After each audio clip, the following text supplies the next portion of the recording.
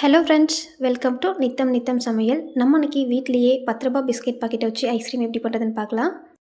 ஒரு அடிகனமான பாத்திரம் எடுத்துக்கோங்க. இதில் 1/2 லிட்டர் பால் சேர்த்துக்கலாம்.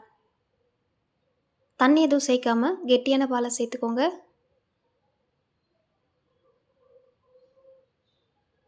சேர்த்துட்டு பால் பொங்கி வர வரைக்கும் வெயிட் பண்ணலாம். பால் காயட்டும். நம்ம அதுக்குள்ளே ஐஸ்கிரீம் செய்கிறதுக்கு ஒரு பவுடர் ரெடி பண்ணிக்கலாம். நம்ம அந்த ஐஸ்கிரீமுக்கு கஸ்டர்ட் பவுடர் அப்புறம் க்ரீம் எதுவும் சேர்க்க போகிறது இல்லைங்க. அதனால் நான் க்ரீம் பிஸ்கெட் எடுத்திருக்கேன். நம்ம அந்த ஐஸ்கிரீமை க்ரீம் எதுவும் சேர்க்காம பிஸ்கெட்டில் மட்டும்தாங்க செய்ய போகிறோம். அதனால் நம்ம க்ரீம் பிஸ்கெட்டை பார்த்து எடுத்துக்கலாம். இப்போது எல்லா பிஸ்கெட்டையும் உடைச்சிட்டு மிக்ஸி ஜாருக்கு மாற்றிட்டு நல்லா பவுடர் அடித்து எடுத்துக்கலாம். எல்லா பிஸ்கெட்டையும் உடைச்சி எடுத்துக்கோங்க. இது எல்லாத்தையும் உடைச்சிட்டு வந்துட்டோம் பாருங்கள். இப்போது நம்ம இதை மிக்ஸி ஜாருக்கு மாற்றிடலாம். நான் இந்த ஐஸ்கிரீம் செய்கிறதுக்கு 12 பிஸ்கெட் எடுத்திருக்கேன். மாற்றிட்டு இதை நல்லா ஃபைன் பவுடராக அடித்து எடுத்துக்கலாம்.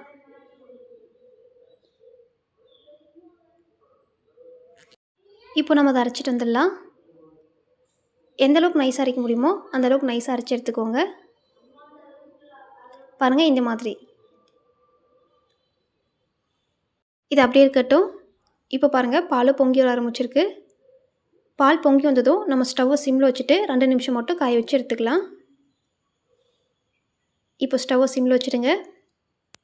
பால் ரொம்ப நேரம் காயணும் அவசியம் இல்லைங்க. 2 நிமிஷம் மட்டும் காய்ஞ்சா போதும். பால் நல்லா காய்ஞ்சதும் இதை முழுமையாக ஆற வச்சுட்டு எடுத்துக்கலாம். இப்போ பாருங்கள், ஒரு 2 நிமிஷம் போல் நல்லா கொச்சிட்டே இருக்குது. ஸ்டவ் ஆஃப் பண்ணிடலாம். ஸ்டவ் ஆஃப் பண்ணிவிட்டு இதை முழுமையாக ஆற வச்சுடுங்க. இப்போ ஒரு பவுல் எடுத்துக்கலாம். இதில் நம்ம அரைச்சி வச்சுருக்க பிஸ்கெட்டை சேர்த்துக்கலாம். எல்லா பிஸ்கெட் பவுடரையும் சேர்த்துக்கோங்க. சேர்த்துட்டு நம்ம இதில் பால் சேர்த்து நல்லா மிக்ஸ் பண்ணிக்க போகிறோம். நம்ம எல்லா பாலையும் ஒட்டுக்காக சேர்த்து மிக்ஸ் பண்ண வேணாம். பாதி பாதியாக சேர்த்து மிக்ஸ் பண்ணிக்கலாம். இப்போ பாருங்கள், நான் பாதி பால் மட்டும் எடுத்துருக்கேன். அது இதில் சேர்த்துட்டேன். சேர்த்துட்டு ஒரு ஸ்பூன் வச்சு நல்லா மிக்ஸ் பண்ணி விட்டுக்கோங்க.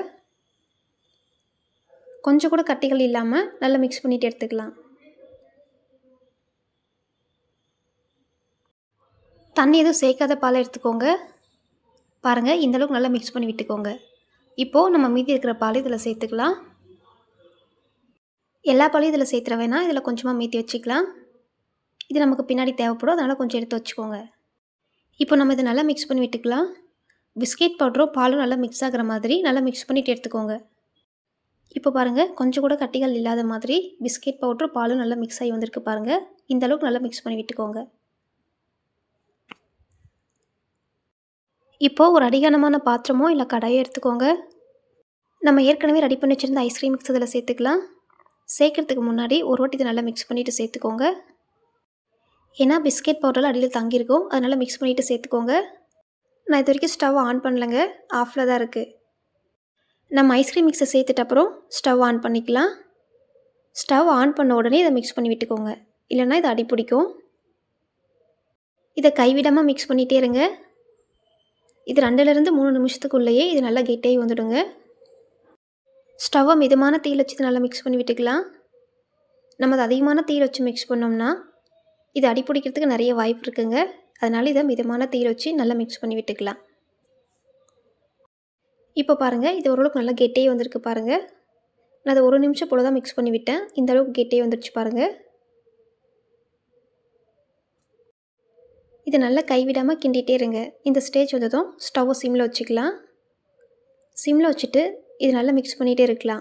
இன்னும் 2 நிமிஷம் போல் நல்லா மிக்ஸ் பண்ணி விட்டுக்கலாம். இப்போ பாருங்கள், இது நல்லாவே திக்னஸ் ஆகிருக்கு. இந்த ஸ்டேஜில் நம்ம சர்க்கரை சேர்த்துக்கலாம். நான் 4 டேபிள் ஸ்பூன் சர்க்கரை சேர்த்துருக்கேன். உங்களுக்கு எவ்வளோ இனிப்பு வேணுமோ அதுக்கு தகுந்த மாதிரி நீங்கள் சேர்த்துக்கலாம். சேர்த்துட்டு இது நல்லா மிக்ஸ் பண்ணி விட்டுக்கோங்க. சர்க்கரை கரையிற வரைக்கும் நல்லா மிக்ஸ் பண்ணிவிட்டு எடுத்துக்கலாம். 1 நிமிஷம் போல் இதை நல்லா மிக்ஸ் பண்ணோம்னா இதில் இருக்கிற சர்க்கரைலாம் நல்லா கரைஞ்சி வந்துடுங்க. ஸ்டவ்வை சிம்மில் வச்சுட்டு இது நல்லா மிக்ஸ் பண்ணி விட்டுக்கோங்க. நம்ம சேர்த்த சர்க்கரைலாம் நல்லா மிக்ஸ் ஆகிட்டு நல்லா கரைஞ்சி வந்திருக்கு பாருங்கள். முன்னிருந்த திக்னஸை விட இது கம்மியாக தான் இருக்குது. இது ஆறுனதும் இது நல்லா இன்னும் கெட்டிப்படுங்க. இந்தளவுக்கு நல்லா மிக்ஸ் பண்ணிவிட்டு ஸ்டவ் ஆஃப் பண்ணிக்கலாம். இந்தளவுக்கு திக்னஸ் இருக்கிற மாதிரி பார்த்துக்கோங்க. இப்போ ஸ்டவ் ஆஃப் பண்ணிவிட்டு இதை முழுமையாக ஆற வச்சு எடுத்துக்கலாம். இப்போ பாருங்கள் இது நல்லா ஆறிடுச்சு. இதை முன்ன இருந்ததை விட இப்போ நல்லாவே கெட்டியாக இருக்குது பாருங்கள். இப்போ நம்ம அதை மிக்ஸி ஜாருக்கு மாற்றிட்டு நல்லா ஃபைனாக அரைச்சி எடுத்துக்கலாம். நான் இதை ஒரு மிக்ஸி ஜாருக்கு மாற்றிட்டு நம்ம ஃபஸ்ட்டு கொஞ்சமாக பால் எடுத்து வச்சோம் இல்லைங்களா, அந்த பால் இதில் சேர்த்துக்கலாம். சேர்த்துட்டு இது நல்லா ஸ்மூத்தாக அரைச்சி எடுத்துக்கலாம். கொஞ்சம் கூட கட்டிகள் இல்லாத மாதிரி நல்லா ஸ்மூத்தாக அரைச்சி எடுத்துக்கோங்க. பாருங்கள் இந்த மாதிரி நல்லா அரைச்சிட்டு வந்துடுங்க. இப்போது நம்ம இதை ஒரு பாக்ஸுக்கு மாற்றி வச்சிடலாம். நல்லா டைட்டான பாக்ஸை பார்த்து எடுத்துக்கோங்க. இது எல்லாத்தையும் இதில் சேர்த்துட்டு மூடி போட்டு 5 மணி நேரம் ஃப்ரீசரில் வச்சு எடுத்துக்கலாம். இதை நல்லா டைட்டாக மூடி போட்டு மூடி வச்சுடுங்க. கொஞ்சம் கூட கேப் இல்லாத மாதிரி நல்லா டைட்டாக மூடி போட்டுக்கோங்க. இப்போ நம்ம இதை 5 மணி நேரம் ஃப்ரீசரில் வச்சு எடுத்துக்கலாம். 5 மணி நேரத்துக்கு அப்புறம் நம்ம இதை வெளியில் எடுத்து பார்க்கலாங்க. இப்போ இதை நம்ம ஓப்பன் பண்ணி பார்க்கலாம். பாருங்கள் இது எவ்வளோ ஃப்ரீஸ் ஆகிருக்குன்னு பாருங்கள்.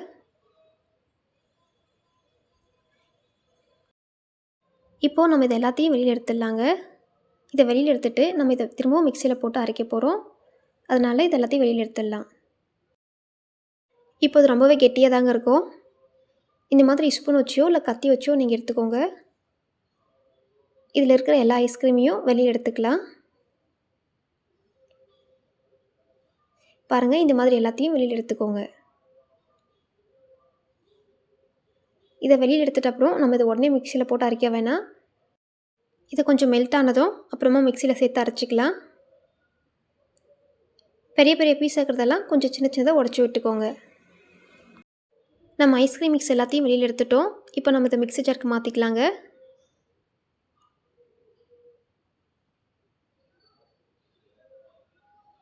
மாற்றிட்டு ஒரு 5லேருந்து 7 நிமிஷம் போல் நல்லா இது மெல்ட் ஆகட்டும். இதில் எல்லா ஐஸ்கிரீமையும் சேர்த்துக்கோங்க.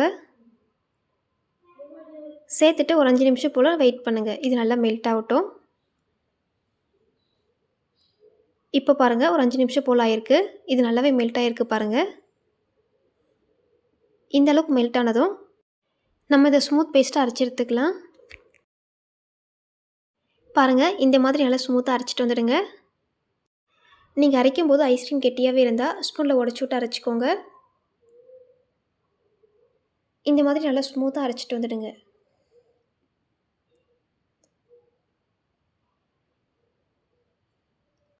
நம்ம இதை திரும்பவும் ஒரு பாக்ஸுக்கு மாற்றிட்டு இதை 8 மணி நேரம் ஃப்ரீஸ் பண்ணி எடுத்துக்கலாங்க.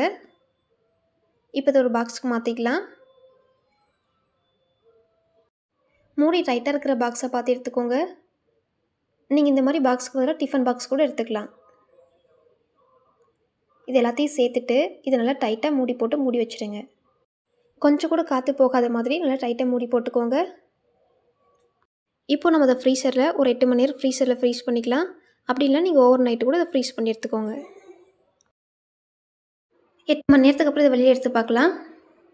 இப்போ இதை ஓப்பன் பண்ணி பாருங்கள். இது நல்லா ஃப்ரீஸ் ஆகிருக்கும். பாருங்கள் இது நல்லாவே ஃப்ரீஸ் ஆகிருக்கு.